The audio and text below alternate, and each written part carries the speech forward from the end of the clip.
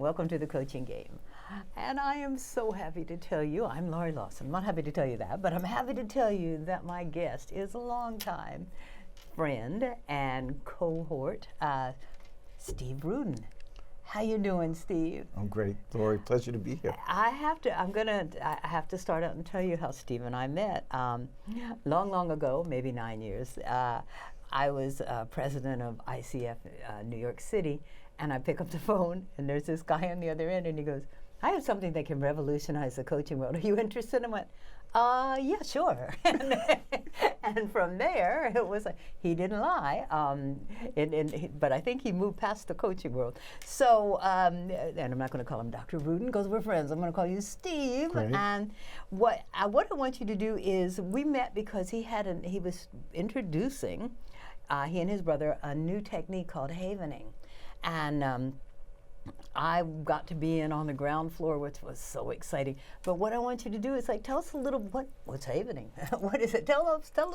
And I'm here to pull him down because he can get off on these technical terms, and I'm going to make it all so we can understand it. So go ahead, tell us, and if you get too technical, I'll pull you down. How's that? Okay. Well, havening is an approach to helping people resolve traumatic memories that are encoded, and also to help them develop resiliency and purposefulness in their life. As it stands now, we have two major approaches to improving people's well-being. They are the talk therapies, like psychotherapy, and there are many types of psychotherapies that are available. And the second category is pharmaceutical therapy, psychopharmacology, which helps people feel better by the introduction of a medication that alters the way they feel. These two have been around for quite a while, and over the last maybe 30, 40 years, as the understanding of neuroscience has come into the fore about how the brain works, there have been introduced a technique or a technology called psychosensory therapies. And psychosensory therapies are the use of sensory input to alter how the mind and the body responds during any experience. Give him a few examples, what would that be, besides havening? Crystals and candles and aromatherapy. Right. We have many psychosensory therapies. It's a good question, Laurie. Yeah. We have many psychosensories available today. We have aromatherapy, which is olfactory. We have music to Mozart or certain types of meditative music, such as sounds of waves or sunrises or birds chirping or things like that. We have massage, which is a psychosensory therapy. We could use our taste as a psychosensory therapy. Imagine just drinking that warm chicken soup that your grandmother used to make and how it would make you feel. And we have touch as a psychosensory therapy. And havening harnesses the understanding of the biomechanics of touch to make change, use touch as a change agent to make change in people. We're not talking that kind of touch, but he's going to tell you all about that in a few minutes. And this was developed by? Both my brother and I worked for quite a number of years, maybe 15 years worth of research in the literature, and we teased out relevant parts of what's in the literature and put together a package of understandings, and then developed protocols that matched up what the science was telling us. Right, and his brother, Dr. Ron, is also a doctor, obviously. That's why I called him Dr. Ron. So together, these two guys have done some amazing things. Now, when I became aware, or you made me aware of this, it was you had a feeling it was going to catch on, and there were a small group of people, and a couple came from, I went to some session, and there was somebody there from UK, and how big are you now? Well, trying to be appropriate about it, we started in 2013 with the introduction to about 10 people. And now we're in 22 countries, 8 languages, all over the world And how since many 2000. people have We gone have through the program? Thousands of people have gone to the program, and we have somewhere between 300 and 400 people who have gone through the training program globally. So we have people in Australia, New Zealand, Cambodia, Vietnam, all through the Americas, the Yukon, Alaska, all through Europe, in just a wide variety of places: Norway, Sweden, Denmark, the Netherlands, Spain, France, Germany, Austria, Ireland. Italy. There's a lot of people from Ireland, yeah. And Ireland, my Yeah. crew in Ireland. So anyone that at least at this point speaks English, we're able to communicate with them. This was started, just in case you think you can't do something, 2 men started this. And it's big, big, big. Tell me, speaking of that, and because you and your brother are both still full-time practicing doctors, how did this get so big? I mean, surely you didn't go to Cambodia and Ireland and Sweden and all those places. How has this grown so hugely? It's remarkable. Yes. And even both Ron and I are astonished at what has happened.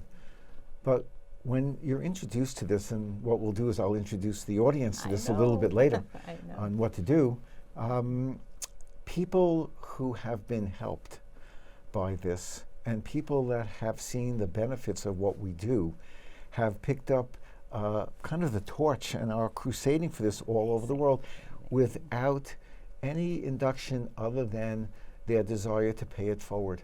And we have some amazingly brilliant people guiding us and helping us in a wide variety of fields: PhDs in neuroscience, midwives that are working with our midwifery programs, our first responders are going to challenging places and introducing these techniques. You mentioned hospice, I think. Hospice and cancer patients. Oh yeah. And we sometimes get invited to disaster areas to help to de-traumatize the people from the experience. So there are many arms of this company that have been helping people all over the world. Also veterans, you know, with PTSD is like, which is so perfect. And I hope we're not talking pie in the sky here, because what he has developed, or he and Dr. Ruden have developed, is something that can remove trauma and create a new pathway. Resilience and purpose.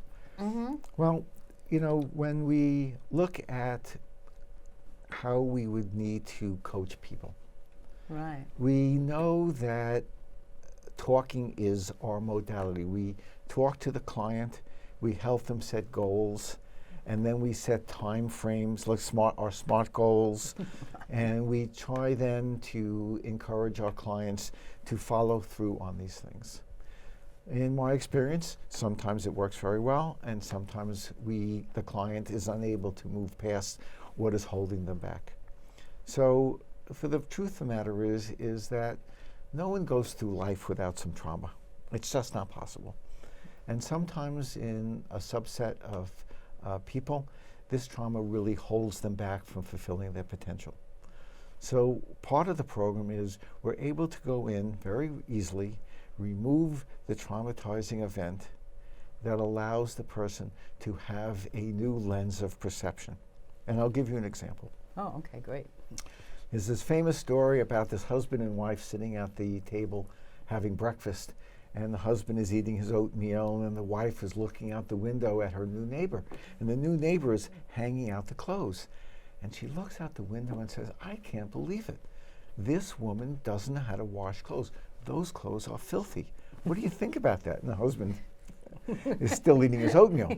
And the next day, the same thing happens. She puts out the bed sheets, and the bed sheets are filthy. She's sitting right next to the husband, looking out the window, and says, "This woman, I need to go over there and talk with her because it's just filthy." And the husband's eating his oatmeal. And the third day comes, and the wife turns to the husband, "Honey, look at that. Someone must have gone over there because her clothing is immaculate. What do you think happened?" And he turns to her and says, "I washed the windows, honey."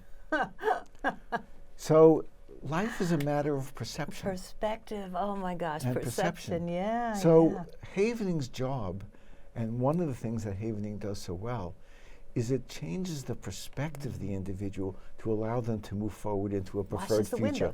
windows. Exactly. Wash Yeah. the windows of the things that happened in the past. Oh, that's a great metaphor. Yeah, seriously. Yeah, and I know when I won't even pretend I took the training, but I was allowed to sit in on 2 lovely days where I saw lives being transformed in 10 minutes. But I know one of the things that you guys emphasized was you get into a behavior and you get into a belief and you go back to that all the time, and you keep, every time you go back, there's a rut made in the brain, sort of. There's, and it's just path, and that's a norm, you just default to that. So havening will fill up that rut, sort of, and make a new path. Is that a good description? Or remove the whole, excavate, what would they do? I'll go a little geeky. Okay, please. We'll go a little geeky and talk And about I'll pull this. them back, yeah. And right, Laurie will pull me back. So one of the things that we had to understand is what happens if you have an experience that gets encoded into your mind as a traumatic event. Ah. Now that's different than just having a bad moment. The traumatic event is permanently encoded in your brain because the brain's major function is to keep you safe. So it says, aha. Okay. This was a very bad moment, and I don't want anything like that to ever happen to me again. So the brain remembers all the things that are associated with that event, whether it be a beautiful, clear day, whether it be you were in the house, whether it be where you were or who you were with or what you were wearing. The brain remembers all of these things. And what happens is, if there are things that are similar to those things that were encoded at the time of the traumatic event, and this is really key, it brings up the memory subconsciously and creates stress hormones as if the event was happening now, because the brain is telling the body, Wow. this is not safe. Wow. So what happens is you get neurochemicals secreted, such as cortisol, norepinephrine, and adrenaline. So And if each time time will that come there to- is something that is related to the initial event causes the stimulation. And furthermore, the individual is not aware of this because it's not related to it, and then begins to make changes in the brain. And those changes are called allostasis, stress. So you see an event and it causes you to have an emotional response, even in a positive sense. Let's say you just meet a loved one you haven't seen at the airport. The visualization, the sensory input of seeing that loved one creates an emotional response that's produced by a neurochemical like oxytocin. And you see this person, you're happy to see them, you hug them and you kiss them, and that's how our memories are formed and how it creates changes in our system by the introduction of different neurochemicals Wow. that we have. Let And the me- same thing happened in a with- negative with response. negative, yeah, definitely with with negative negative, responses. and that. Well, let me. This probably is a great time to bring up the book, because the title is "When the Past is Always Present," and this is by Dr. Ruden. And I think that's what you're saying, and we may not even know it's present, but it's definitely in there, and we chemically as well as automatically respond to something that's going to trigger that memory. Is that what you're saying? Exactly, Yeah. and what's also interesting is if the experience is chronic, that it means it continues to go on, what they call a neostasis, a new state of being is created. Wow. Because this traumatic experience is always telling the mind, run, run, run, run, run, I'm afraid. Yeah. And so it creates a neostasis, a new state, and it prevents it from going back to homeostasis, the balanced state. Wow, don't know, so they can't, so the groove gets so deep, I'm going to go that way, the groove gets so deep that you can't even get out. It's Correct. like you're there, and it's And that makes one susceptible for further traumatization and problems. Wow. So what we see is, and there was a study done by Folletti called the ACE study, ACE study, Adverse Childhood Event Study, very famous study, that shows that children that have a number of childhood events, and they can categorize them, have a greater tendency to drug abuse and affective disorders as adults. Wow. This is in the literature. So the more things that happen in childhood, the greater chance, and this goes back to in utero. If the mom is very stressed, if the mom is very stressed, and these chemicals, cortisol especially, crosses the placental barrier and creates a change in the fetus. So the fetus comes out already pretty alarmed about what's going on. Yeah. And then this house The thing that comes to mind are the crack babies, and you think, well, okay, as long as the mother doesn't take the drug, but I guess that's not necessarily that's true. Not the if only the mother's under total stress about not taking the drug or whatever, then it's still going to have an effect. Oh my Correct. goodness! Wow, scary. Can you give us a short example of havening? Would that be a good use a demonstration? of time? Yeah, a little bit. Yeah. So for the purpose, you all follow along. Yes, I invite everyone to follow along Please, and see please. how their experience is. We're going to do the havening techniques has a number of techniques available. I'll just briefly list a few of them. There's event havening, transpirational havening, affirmational havening, outcome havening, hopeful havening, and informational havening. So we have a 360 of removal of the trauma and incorporating positive aspects that you can retain. And the nice part about havening is that you can do it yourself wherever you are. Self-havening. I wasn't even aware of that. I'm so Self-havening excited. is probably the single most important aspect of the havening techniques, because if you're in a relationship with someone that's facilitating your wellness, that occurs during an hour a week, and we have 168 hours in a week. So if you're just working on it 1 hour a week, that your outcomes may not be as rapid. So here, you can take this technique with you wherever you go and apply it whenever you need. Wow, So nice. what we understand is in the psychosensory technique of havening, we use touch as our change agent.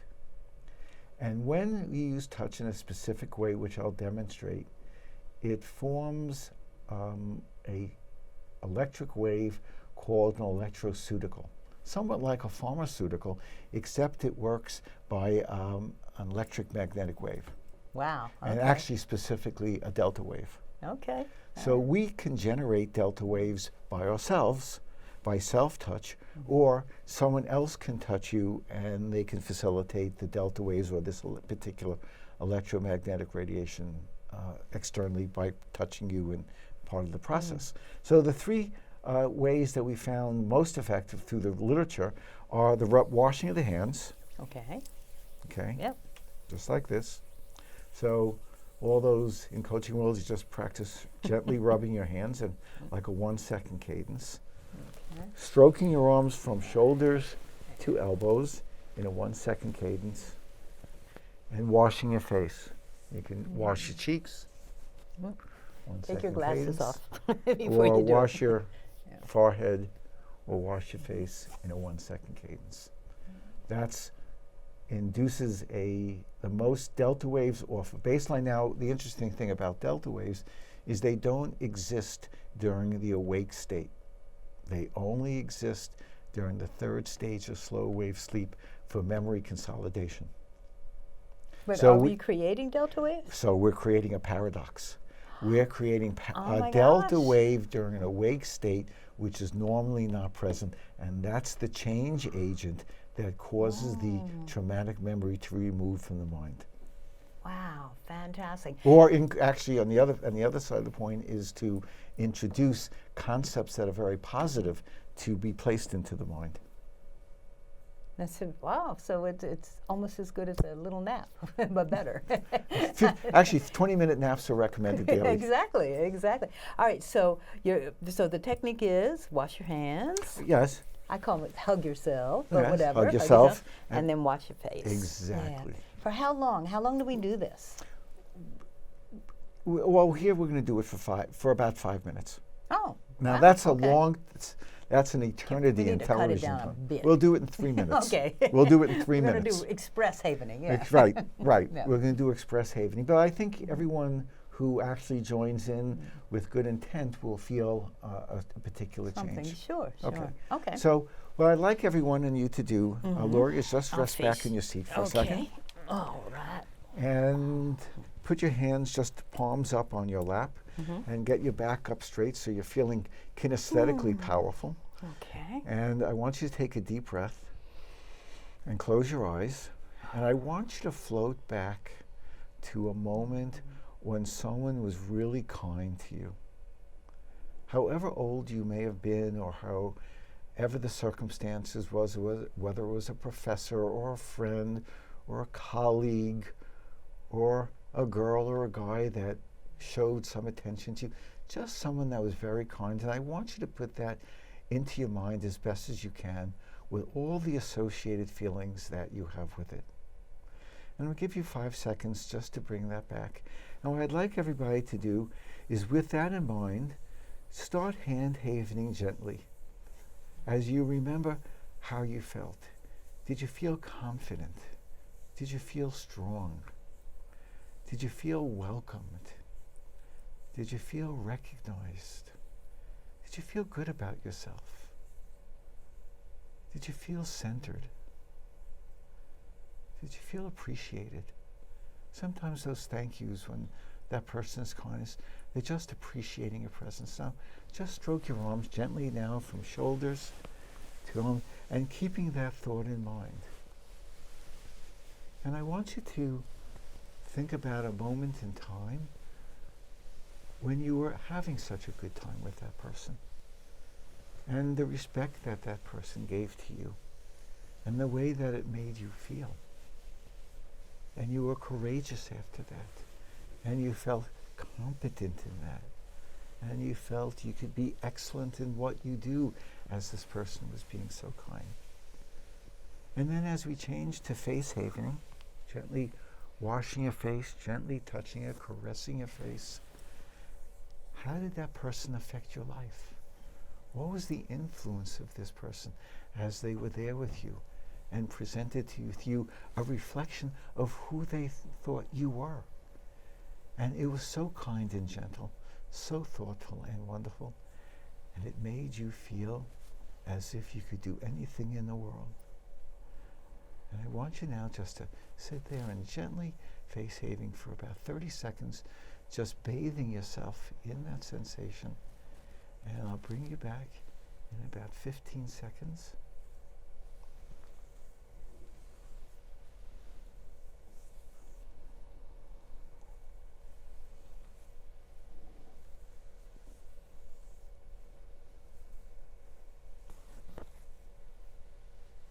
Whenever you're ready, take a deep breath. Place your shoulders gently back. Put your chin up. Place your hands on your laps. I'm going to count to 5. And when I count to 5, I want you to gently open your eyes, and we'll go from there. Ready? Take a deep breath. Out through the nose. Good. 1, 2, 3, 4, 5. Open your eyes. Wow. I didn't want to come back. It was kind of nice there, yeah. Yeah.